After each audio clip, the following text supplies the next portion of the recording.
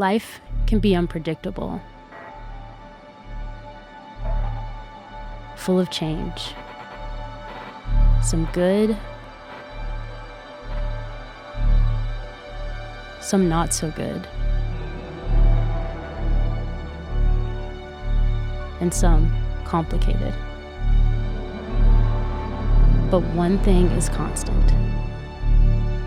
One thing never changes.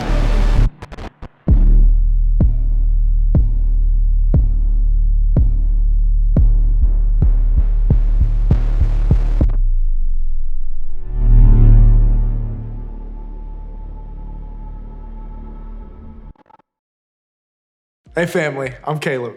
And when I was in 8th grade going into 9th, I found out I had a love for singing. I was on the bus coming home from summer camp and I was singing a little ditty and I heard myself and I thought, I'm kind of good at this. So we're going through the rest of the summer. I start singing in the house more, right? My dad, who's a pastor at the church I go to, looks at me and he says, Caleb, I think you should try out for the youth group band. And I'm like, bet, like I'm about to be like Bruno Mars up in here. Like we got this. So the day comes, we're driving to the audition for youth group band and everything in me just says, nope, nah, no, we're not doing this. We're not doing this. So I'm like, Dad, I don't know. I think I'll just try next year or something. He's like, no, you got this, buddy. Let's go. And now I'm like really starting. I'm like starting to sweat in the car, right? I'm starting to sweat. I'm like, Dad, I forgot to do some homework. I got to go back to the house. He's like, Caleb, it's summertime. We're going. So we get to this audition, right? And I'm not even up first. Everybody else is already in the band. I am the only one auditioning. I'm sitting in the crowd waiting, and I just start crying. Like not just like cute little like movie star tears. I was like, I was done. Yo, I was done. I was not doing this, right? Eventually, my dad and the youth pastor at the time, they're like, Caleb, you got to go up there and sing. I sang, and it went fine. Like, nothing really happened, but I made the youth group band, right? And then now, I sing for a living.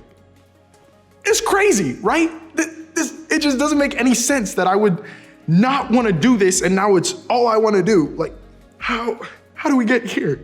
Now, I bring all this up because in this series, we've been talking about change and all kinds of change. And one of the things we often experience with change is fear, like me auditioning for youth group band. And fear can stop us from making the changes we want. In fact, sometimes we don't even have to experience anything in real life to get our fear going, right? We can simply imagine a change going wrong, and it's enough to shut us down, like a fear of failure. The idea of not making the team, getting rejected for the date, or not getting into that college can stop us from even trying. And I mean, it's scary. Other times, before we make a change, we want to know what the outcome will be. If somehow you knew you'd make the team before you tried out, then trying out, that'd be a piece of cake. But we can't see the future. We don't know the after. And that is also scary. It's called the fear of the unknown. There's uncertainty about what's gonna happen in the future, which makes the present tough to handle. It makes us feel vulnerable or insecure, just facing the possibility of disappointment or being rejected. Now, other times, our fear of change is connected to whether or not other people are watching us. There are other people on the court when you try out for the basketball team. There were other people at my very emotional audition for youth group band. If you tell your small group that you want to stop drinking or you ask them to hold you accountable, all of a sudden, they're paying attention to your drinking. If you tell your parents you want to help out more around the apartment, they're gonna watch to see if you follow through. Because let's be honest, if I wanted to make a change and the only person who knew whether I succeeded or failed was me, that's one thing. But as soon as other people are involved, it feels different. It's really less a fear of the unknown and more a fear of rejection. And rejection hurts, which can lead to us feeling judged or made fun of or left out. Now, this list could probably continue on, but you get the idea. Making a change isn't easy. Fear of failure, fear of the unknown, fear of rejection, I get it. All of that fear can make us want to avoid any sort of change at all costs, pushing us to want to quit, hide, or play it safe. But what if, even if everything never stopped changing around us, there was a way to not get knocked off course by fear? Now, as we talked about in part 2 of this series, the Hebrew people are an important part of the Christian faith. They were the group of people God chose to remain connected with in a special way. In fact, eventually, Jesus would be born out of this group of people. Most of what we call the Old Testament tells the history of the Hebrew people. And you don't have to get very far into their story to realize they didn't have it easy.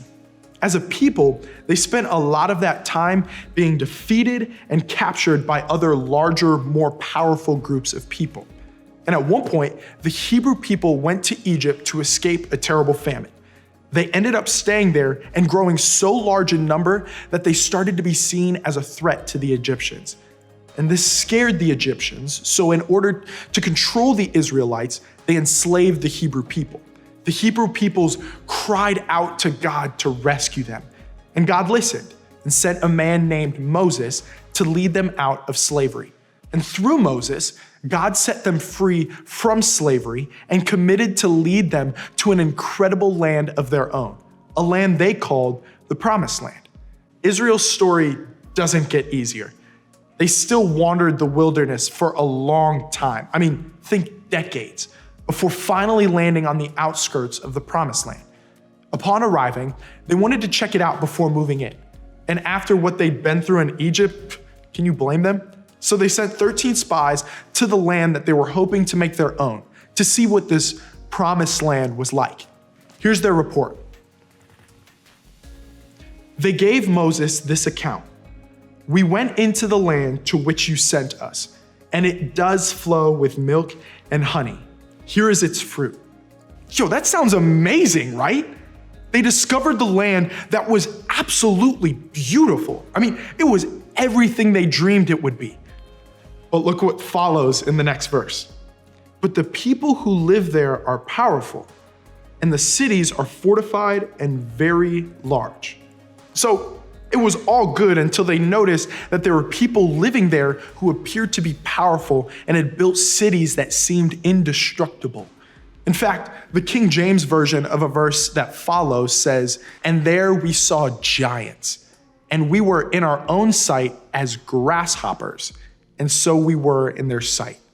Could you imagine what it would take for you to see something so big and think to yourself, yo, I'm a grasshopper compared to that?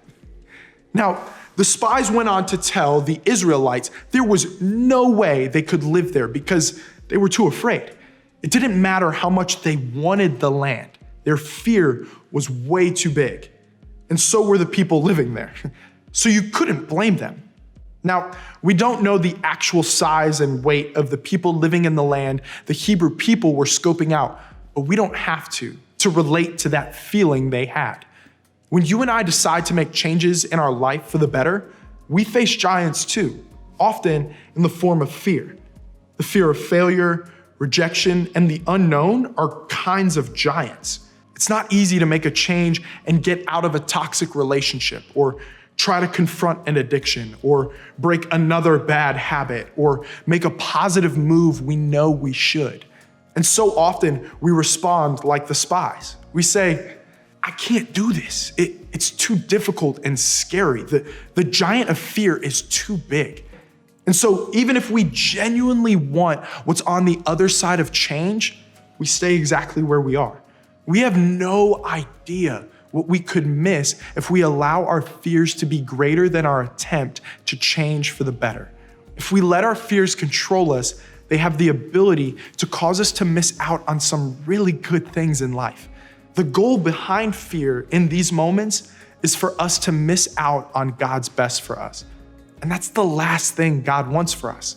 Fortunately, not all of the spies came back with the same report. 2 of the spies, Joshua and Caleb, came back with a completely different view than the other spies. Here's what they said. And they said to the entire Israelite assembly, "The land we passed through and explored is exceedingly good. If the Lord is pleased with us, he will lead us into that land, a land flowing with milk and honey, and will give it to us. Only do not rebel against the Lord, and do not be afraid of the people of the land, because we will devour them. Their protection is gone, but the Lord is with us. Do not be afraid of them. Now, maybe you noticed that at the end of that verse, it says they will devour the people already living there. And that sounds weird and violent.